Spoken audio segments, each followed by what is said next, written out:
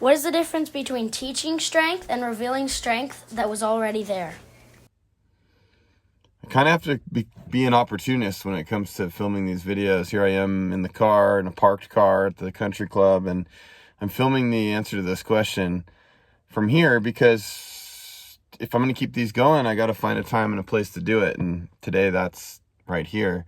Now, the difference between revealing strength that's already there and teaching strength is not always obvious, but I think it begins with revealing strength that's already there. I think a lot of us have these either interests or innate capabilities, or we want to grow in certain areas that we don't know exist. And so when I think of revealing strength that's already there, I think of teaching young people or showing young people movement patterns. I think of showing them the locomotion pattern in the form of sprints and loaded carries and different kind of plyometric type drills where we're moving in space, bounding, straight-legged speed bounding, for example, and things like that. I think of pressing, I think of pulling, I think of squatting, and I think of hinging being like different variations of a deadlift, and like a Romanian deadlift, which is like, I always say, the big brother of the deadlift. And so you get people into these movement patterns, and you let them practice and you let them experience. And I always think of exposure being such a big driver of growth. And if you think about this, you put them in these environments, you let them practice, they get good at it, they might like it, they do it a lot. And guess what? A lot of the lifts or exercises in these movement patterns are self-amplifying. So for example, if you run as fast as you can in a straight line and you do that once or twice a week for ongoing, every time you do that, you are putting into place the output that's going to drive adaptations, and it's going to amplify itself. If you jump as high as you can, if you're a little kid and you learn that you can jump pretty good, or you like it and you jump a lot, what do you get really good at? You get really good at jumping, and you grow your jumping ability. And I think a lot of NBA players have probably proved this.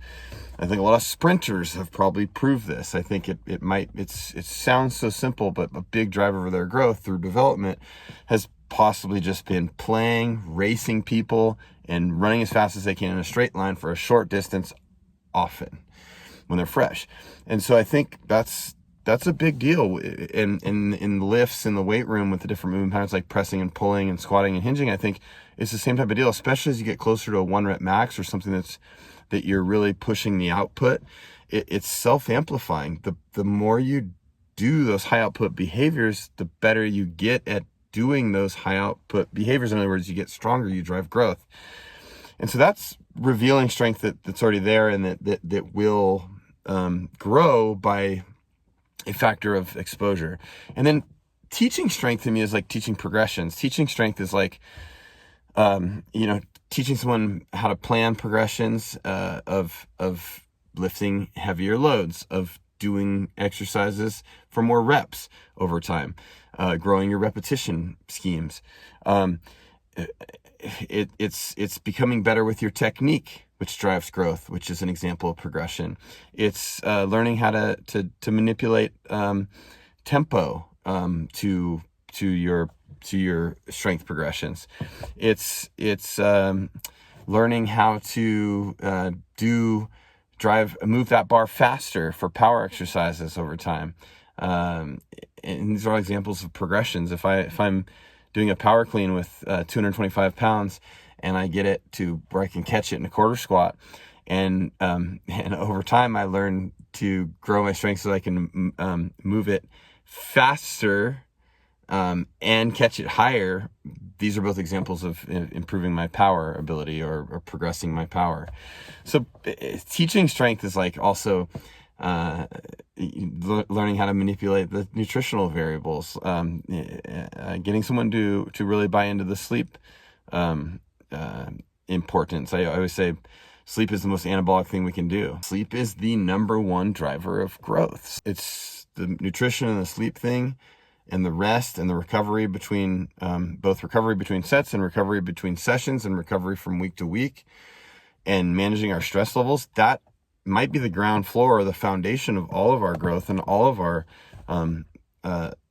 strength increases over time.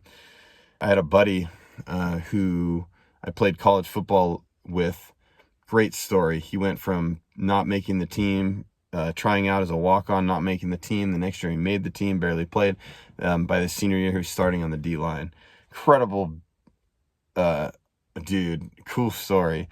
And he said once, I asked him after college, when I was, really starting to grow my work with loads of athletes, and I said, what's the main thing? What if you had one main thing? And he said for high school kids, it's learning that nutrition matters more than they think, and that resting, recovering, and sleeping is of vital importance. And he said that's the difference between college and high school. And his opinion was that in college you kind of are force fed that, and if you go to a big time college to play sports and you're lifting with the team, they have nutrition tables, and they have a lot of that. They have nutritionists for the players. They have a lot of that stuff given to those guys, and they don't have to worry about it as much. But in high school, people just don't. And you have different degrees of like what families are able to provide for their young athletes. I've seen like tremendous growth from athletes who you just know they're getting fed well at home, and then it's a struggle, because a lot of kids might show up in the morning and they might eat a breakfast or not eat a breakfast, and they're not eating again till dinner. Some eat a light lunch.